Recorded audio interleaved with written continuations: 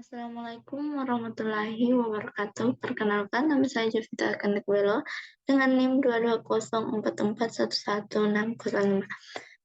Saya dari kelas 2O. Saya jelaskan tentang speech recognition dari mata kuliah kecerdasan buatan. Pengertian dari speech recognition adalah pengenalan pola suara, juga dikenal sebagai Automatic Speech Recognition (ASMR), merupakan sistem yang digunakan untuk mengenali perintah kata dari semua manusia dan kemudian diterjemahkan menjadi suatu data yang dimengerti oleh komputer. Yang kedua itu jenis-jenis dari speech recognition. Jenis-jenisnya ini terbagi dua. Yang pertama itu speaker dependent dan speaker independent. Speaker dependent biasanya digunakan untuk perangkat lunak dikte. Nah, apa sih itu perangkat lunak dikte? Perangkat lunak dikte atau transkripsi menggunakan program mengenal suara untuk mengubah kata-kata yang diucapkan menjadi teks. Ini adalah alternatif yang nyaman untuk mengerti rekaman Anda secara manual. Yang kedua itu speaker independent. Speaker independent banyak ditemukan di smartphone kayak handphone. Yang selanjutnya itu fungsi speech recognition. Di sini terbagi tiga. Yang pertama itu mempercepat komunikasi, memungkinkan multimedia, pertolongan untuk tunanetra dan tunarungu. Yang pertama itu mempercepat komunikasi, konversi dari suara menjadi teks tentu lebih cepat daripada harus mengetik setiap huruf atau persatu.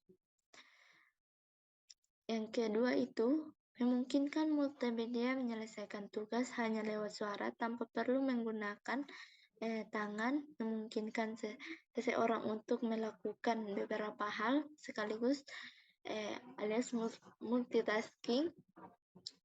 Yang ketiga itu pertolongan untuk tunanetra dan tunarungu. Speech recognition sangat penting untuk orang-orang yang menderita tunanetra dan tunarungu. Mereka akan lebih mudah berkomunikasi dengan orang lain serta melakukan beberapa kerjaan dengan dibantu oleh teknologi saat ini. Selanjutnya itu cara kerja speech recognition. Di sini ada 4 cara. Yang pertama itu mengenali dan menganalisis suara yang sudah direkam lewat perangkat mikrofon. Yang kedua itu membagi audio ke dalam beberapa bagian sistem. Yang ketiga, menggunakan algoritma untuk mencocokkannya ke dalam forum teks. Yang keempat itu digitalisasi audio ke dalam forum yang bisa dibaca oleh komputer. Selanjutnya itu algoritma dari speech recognition.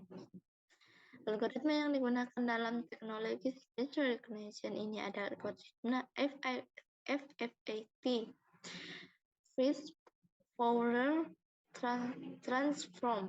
Algoritma ini merupakan cara yang efisien untuk memproses sinyal suara digital menjadi kata-kata. Konsep utama algoritma ini dengan cara menggunakan sinyal suara yang berbasis waktu menjadi sinyal berbasis frekuensi. Yang selanjutnya itu contoh penerapan speech recognition. Di sini ada 4 contoh seperti pendidikan, teknologi, customer service, dan kesehatan. Yang pertama itu pendidikan. Pada murid dapat memilih metode belajar yang mereka inginkan serta terbantu dalam menyelesaikan tugas akademik dalam bentuk speech recognition ya. Yang kedua itu teknologi. Hampir semua perusahaan teknologi besar di dunia menggunakan speech recognition untuk proses mereka sebut saja itu Google, Apple, Amazon, dan Microphone. Yang ketiga itu customer service, adanya sistem virtual yang mampu menganalisis suara pelanggan kemudian mengidentifikasi maksudnya.